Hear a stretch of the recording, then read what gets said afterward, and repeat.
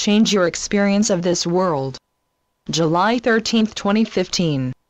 Beloveds, I am Babaji, the savior of mankind, inasmuch I am caring for your survival as a divine race. I am the consciousness of light that is directing the forces of good to inspire the hearts of men to choose the right path. And the right path for mankind is always the one of liberation. Stasis is never leading to liberation. And every movement forward is a choice that brings you to a heightened awareness, to an expansion of consciousness. Stasis is dangerous because after a short while, it tends to spiral downwards into tamasic and then self-destructive tendencies. It makes you abandoning the path of raising your frequency into greater light, and sinking downwards into more and more darkness and unconsciousness, until you have forgotten the light. So I am seeing to it that mankind is given constantly the opportunity to grow toward highest potential, which is your innate divinity. Without challenges there are no impulses to set one foot before the other to overcome them when darkness has already set in. Similarly, without suffering of what you don't want, you do not begin your journey to find out how you could achieve what you want. As soon as you begin this journey, you have in fact entered the spiritual path. Because with that initial question, you will discover that you cannot stop going forward until you are finding out who you are. And without knowing yourself, you are not able to create your own destiny. To create your own destiny, you must know yourself. You must discover who you are, whereby you discover your divine creative powers. Creativity and divinity are two sides of a coin, because divinity does not exist without creativity, and you cannot exercise your creative powers without knowing your divinity. As you see, evolution occurs on the pillars of duality, in your situation the light and the dark, as these forces are so dominant in your present experience. The emergence of the dark at these times and the fight between the light and the dark forces is merely the trick of your own divine consciousness, to allow you to acknowledge that these dual forces are projections from your own inner state of human consciousness, fighting in reality within yourself, even if unconscious, yet. What you perceive outside of yourself is the mirror that reminds you of what you have chosen at the time to play with and to experience in this incarnation. It is a mere exploration of those possibilities, because you all know profoundly your true state of mere bliss and mere light. But you asked yourself, and wanted to experience, what if light would diminish, what if light would cease to exist, and what would be the outcome of it?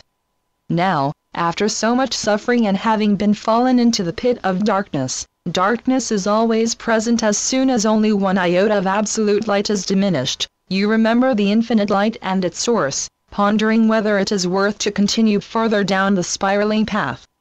Now many of you are all at the very threshold where you must make an important decision. Do you want to go further down into the forgetfulness of your divinity, or do you wish to return to your true divine nature? This is the decision you must make now. Because the state of your world shows that you haven't yet made a clear choice.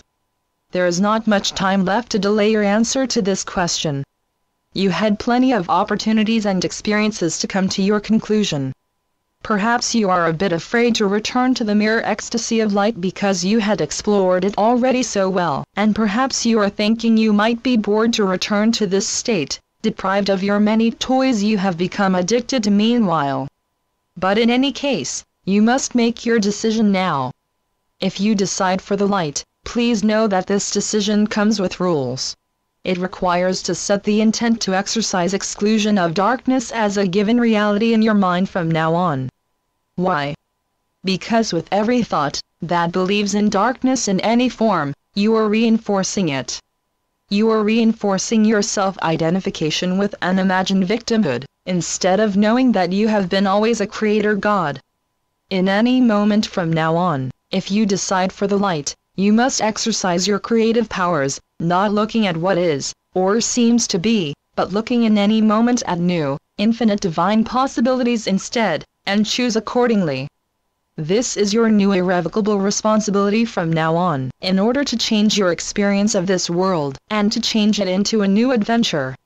You see, boredom will not await you in the realms of light, as it might have hassled you before, but you will return to the light with new divine creator powers that are one with the depth of all-embracing divine love, a power you never were able to accomplish before to such a degree.